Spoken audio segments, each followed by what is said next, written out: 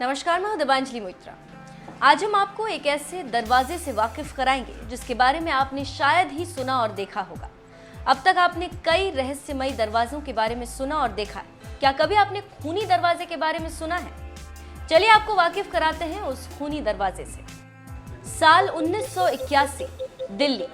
इस खूनी दरवाजे की कहानी साल 1981 से शुरू होती और ये दरवाजा दिल्ली के बहादुर शाह जफर मार्ग पर स्थित है। इस दरवाजे को काबुली दरवाजे के नाम से भी जानते हैं, लेकिन आज के समय में ये खूनी दरवाजे के नाम से ज्यादा प्रसिद्ध है। बता दें कि दिल्ली में गुट निरपेक्ष देशों के संगठन के मुखिया क्यूबा के फिदेल कास्त्रो ने प्रस्ताव रखा कि अफगानिस्तान से सारे विदेशी सैनिक बाहर निकाले जाएं। लेकिन भारत ने इस प्रस्ताव पर वोट ही नहीं किया, क्योंकि तब हम सोवियत संघ के साथ थे, जिनकी सेनाएं वहां घुसी पड़ी थी। फिर अमेरिका के साथ थे, जिसकी सेनाएं अफगानिस्तान छोड़ गई। इससे अफगानी शरणार्थी कम ही भारत आ पाए, लेकिन आए जरूर। खूनी दरवाजा यानी रक्त रंजित दरवाजे की कहानी काफी अजीबोगरीब है। मुस्लिम साम्राज्य के संस्थापक शेर शाह सूरी की तरफ से इस द्वार को बनवाया गया था, जिसे काबुली बाजार के नाम से भी जाना जाता, क्योंकि अफगानिस्तान से आने वाले लोग इस द्वार से गुजरते थे। ये 15.5 मीटर ऊंचा दरवाजा दिल्ली के क्वार्ट्जाइट पत्थर का बना है।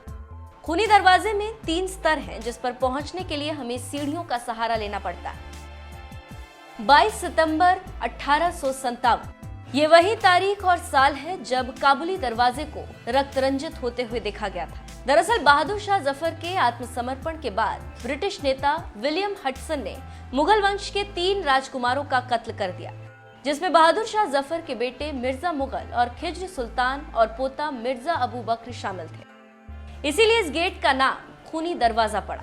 हालांकि इसके अलावा इस गेट के नाम के बारे में कई अन्य रहस्य प्रचलित हैं। ऐसा माना जाता है कि अकबर के बेटे जहांगीर ने अकबर के नवरत्नों में से एक अब्दुल रहीम खानखाना के बेटों को इस गेट पर मरवा दिया था और उनके शरीर को सड़ने के लिए लटका दिया था, क्योंकि अब्दुल रहीम ने अकबर के उत्तराधिकारी जहांगीर के खिलाफ बगावत की थी। ऐसा भी कहा जाता है कि औरंगजेब ने अपने बड़े भाई को राजगद्दी की दौड़ में पछाड़ दिया था और उसके कटे हुए सिर को इसी गेट पर प्रदर्शनी के रूप में लटका दिया। ऐसा भी कहा जाता है कि जब 1739 में पारस के राजा नादिर शाह ने दिल्ली को लूटा था, तब इस गेट पर बहुत खून बहा था। 1947 के दंगों में भी खूनी दरवाजे पर काफी खून बहा था।